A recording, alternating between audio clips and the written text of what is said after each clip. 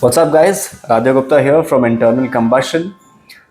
So there's this thing about car culture, which has been going on in different parts of the country for a very long time, and that is that there is this group of people who share a common interest for sports cars. Then there would be a group which shares a common interest for classic cars. There's another group that shares a common interest for SUVs and 4x4s.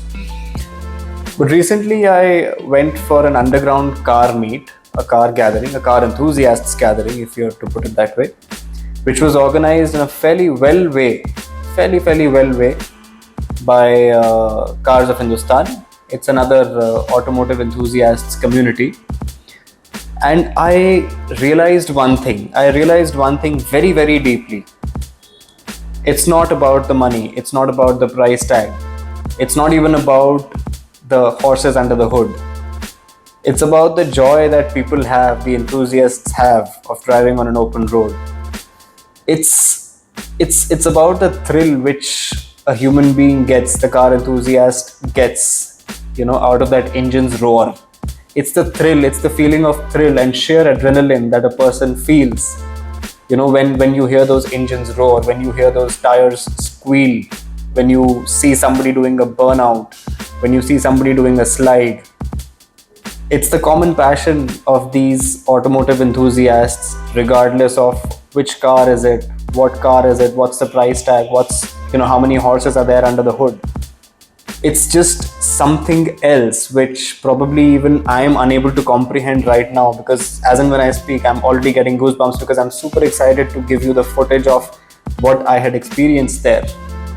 And the beauty was also the fact that it was so good to see people who are very, very well off, people who make a very solid living for themselves, who own Lambos, Porsches, Ferraris and cars at that level, and compare them with people on who are not as well off as them, but they are fairly well off and they are able to own some fairly low priced cars also. But they have done up some crazy modifications to their machines to pull out the maximum roar that they can pull out of that engine, because they are the ones who actually just feel the heartbeat of the car. And then there are another set of people who could who are really passionate about restoring classic cars, who picked up classic cars from which are just like about 30-40 years old machines, and they did not have any life, and they brought life into those machines because they truly believed the potential that those machines have. They truly believe in they truly believe in the man and the machine connect. They truly believe that it's the connection which a man has, it's the connection which a driver has with the car, that comes purely from those cars back in the day, wherein you were the one pressing the clutch, you were the one shifting the gears, you were the one who was stomping the accelerator. It was not at all about 0 to 100. It was purely about the rush that you get when you feel the pistons banging, when you feel the vibration of the engine and gearbox in your back on the chair that you're sitting in. Ladies and gentlemen, I introduce to you the footage that I was able to create of the underground car meet by Cars of Hindustan. Take a look.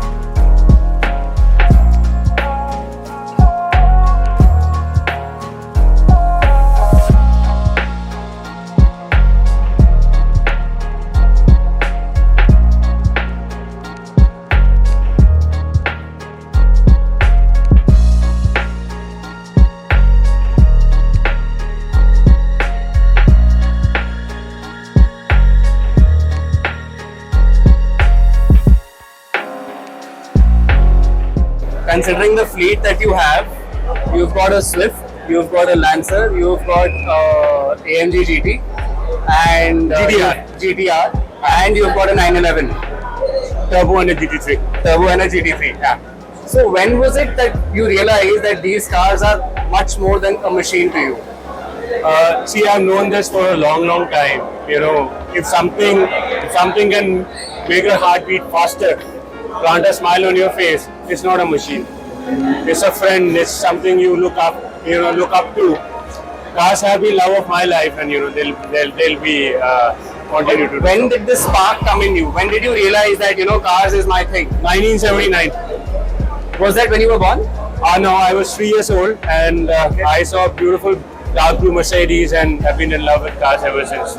Lovely. And I believe your son is also into some motorsports. Which exact motorsport is he?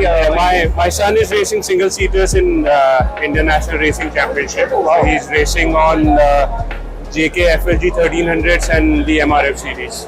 Okay, great. One last question about this particular machine. What makes this car so special to you? Because I have not seen many people driving this around.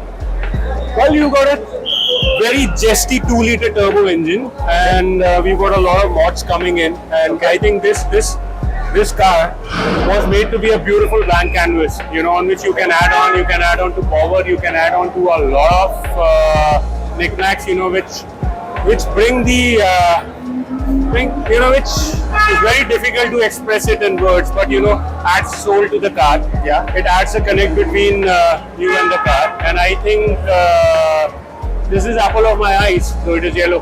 But tell me one thing, I've seen so many people there's so many options of buying powerful cars or even smaller engine with more power. Why the Lancer? What is so special about the Lancer? Well, actually, it's not just a Lancer. This is the Evo 10. And it's a multiple rally championship winning cars. Okay. And this is a legend. Perfect. Nice talking to you. Thank you so much. Yeah.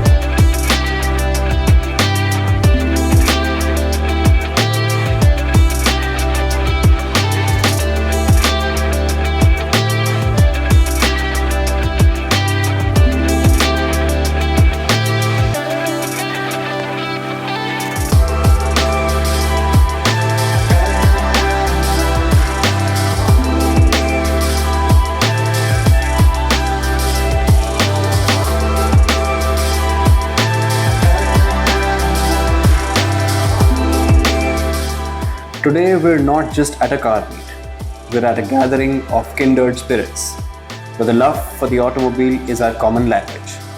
It doesn't matter if you're driving a sports car that turns heads, a classic beauty that tells tales of a bygone era, a rugged 4x4 ready to conquer any terrain, or a budget-friendly companion that gets you from A to B. What matters is the passion burning inside you, the fire that fuels your love for these four-wheeled wonders. So as we immerse ourselves in the sights and sounds of these underground meet, let's remember that it's not about the car you drive, it's about the joy, the stories, the memories it brings. It's about the emotion that binds us all together as one big, passionate automotive family.